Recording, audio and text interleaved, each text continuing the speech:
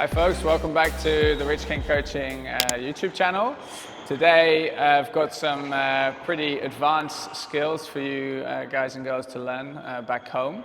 The terminology I use for this particular skill or technique is fade. So fading is basically the effect you're creating on the ball, getting it to fade in towards the sidewall, grip to the sidewalls, and get that tighter ball and put more pressure on your opponents. It's particularly useful for, say, returning high volleys. So it could be a return of serve. It can also be playing volley drops from a higher point. So I'm going to demonstrate, firstly, a great exercise to help improve your return of serve and volley control, your ball control on your volley. And then start to incorporate the use of my strings and the racket face angle, which will create the fade and the effect on the ball that I want. Things to be really important about are feeling in your fingertips when you're taking a ball up high or you're trying to create this kind of spin and fading effect on the ball. You need to make sure that the feeling is kind of in the top of the hand. Like when we're volleying, we're taking the ball like quite far away from our center.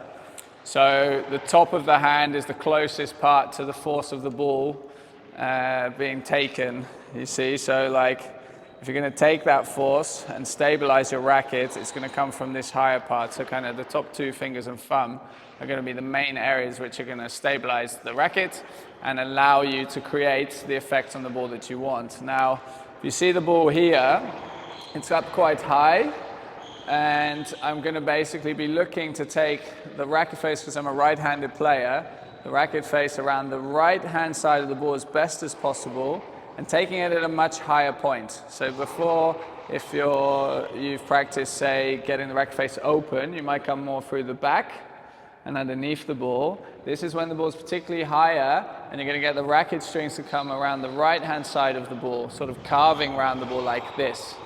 That creates a particular spin on the ball, and then as it hits the wall, it counter spins and will hopefully grip to the sidewall if performed well, okay? The other thing to just be really conscious about is your standing position. So particularly when you're doing a shot which requires even more stability, like a volley and hitting the ball very high, you have to keep your lower body really stable and calm. And you won't need to swing very fast for this kind of exercise. It's more about the placement and control. The harder you swing, the more aggressive you are with the swing, the greater the demand will be in your lower body to balance and stabilize, okay? So please bear that in mind, all right? Now we're gonna have a little look at me doing the volley now. There might be a few balls which go a bit out or in different directions because I'm really gonna be pushing the boundaries and trying to get this ball really close to the sidewall to demonstrate this fading effect and where it's most useful, all right? So, let's have a little go. This is gonna be pretty advanced for me as well, I think. Okay.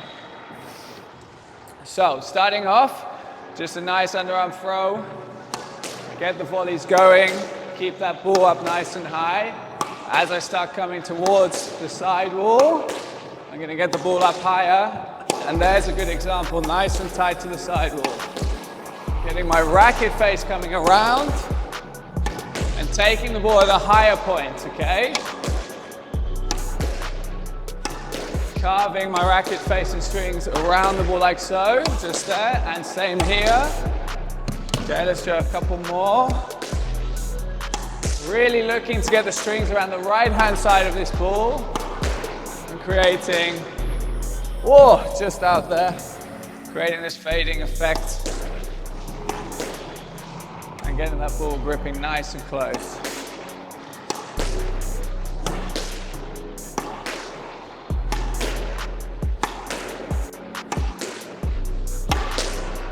Example there, getting close to the sidewall again. Good, now you see, this one I'm taking the ball up above my head shoulder height. So sometimes the ideal volley height is around head shoulders, but you might have to take a ball up here. And this is where this particular fading and use of the strings to affect the ball in such a way is really, really beneficial. And also if the ball's very close to the sidewall, it's one of the only responses to actually be able to keep that ball straight and tight. Last couple. There's that racket face angle coming round the ball. Nice balance in my lower body.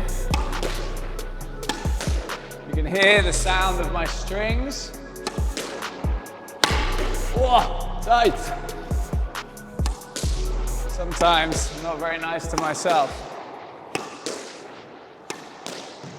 Okay.